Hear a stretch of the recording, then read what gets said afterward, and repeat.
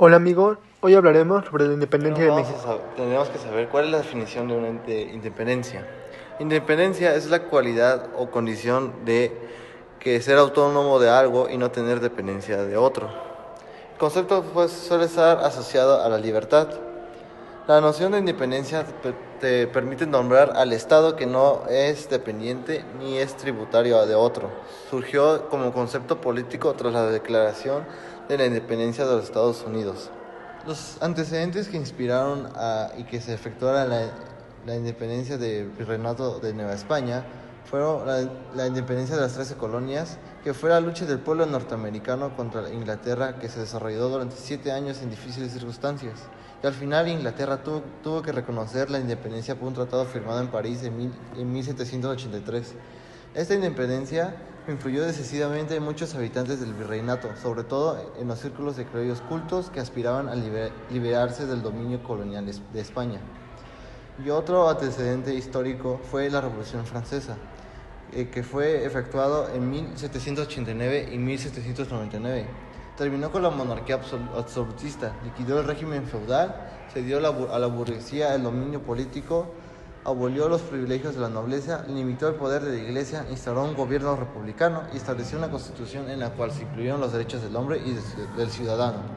Otro antecedente fueron los problemas económicos y políticos en España. Con el fin de cubrir el creciente gasto militar de la guerra franco-prusiana que sufría la corona, se apoyó de sus riquezas de las colonias. En España fue la posición que más contribuyó a sufragar a las guerras de entre las potencias europeas. Al principio del siglo XIX, Nueva España suministraba a la metrópoli el 75% de total de sus ingresos coloniales. Las riquezas enviadas a España provenían de plata convertida en monedas, los monopolios reales como como pólvora, mercurio, papel sellado y tabaco, y la recaudación fiscal, así como préstamos y donativos de instituciones. Las transferencias de la riqueza novohispana a la metrópoli provocó bancarrota financiera del virreinato y escasez de monedas, lo cual afectó a las transacciones económicas. Desde por sí, en el siglo XVIII, la diferencia entre criollos y españoles era muy aguda, el cual era un gran problema en los cargos políticos.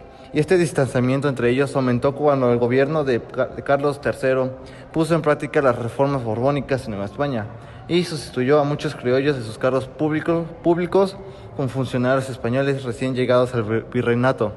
En 1769, 8 de los 12 miembros de la Real Audiencia de México eran criollos.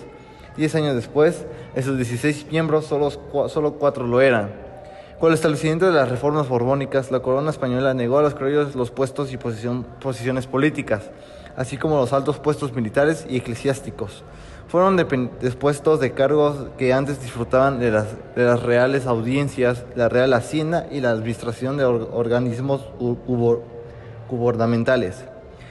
Marginados de los más importantes cargos políticos, los criollos se refugiaron en los ayuntamientos, a los que reivindicaron como órganos democráticos y de gobierno, y más tarde como instrumentos de soberanía y representatividad. Inicio de la Guerra de Independencia. El sometimiento de Nueva España al Imperio español, que duró 300 años, concluyó con un movimiento popular de independencia que se prolongó de 1810 a 1821. Las causas fueron las innumerables prohibiciones establecidas por la corona española, que dificultaban el progreso económico de Nueva España, el acaparamiento por parte de los españoles peninsulares de los cargos de mayor jerarquía, tanto en la administración del gobierno como en la Iglesia y el ejército. La aspiración de aristocracia criolla de obtener el dominio político. El anhelo de los hombres cultos por establecer un régimen democrático, basado en las libertades fundamentales de las personas. La discriminación social y la explotación de que eran víctimas los indígenas, los castas y los esclavos negros. Y por último, las crisis agrícolas ocurridas en los años de la colonia.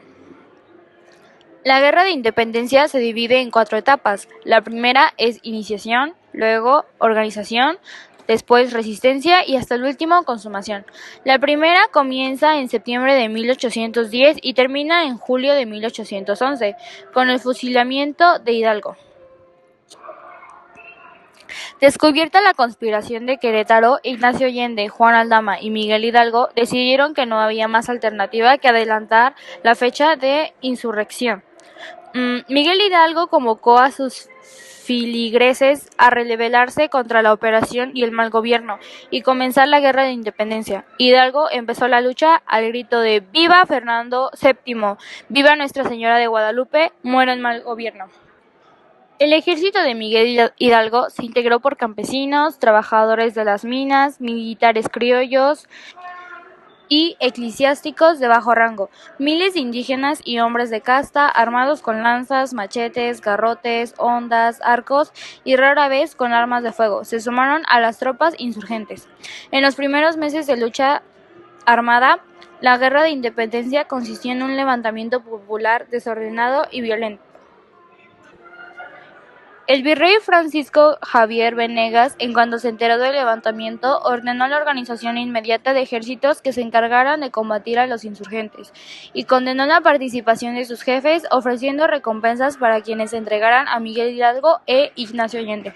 Por su parte, los obispos de Nueva España condenaron enérgicamente la rebelión y excomulgaron a Hidalgo y a todos los líderes del movimiento. Bueno, pues la segunda etapa de este periodo entra en escena José María Morelos y Pavón, el cual abarca desde la toma del fuerte de San Diego en Acapulco en agosto de 1813.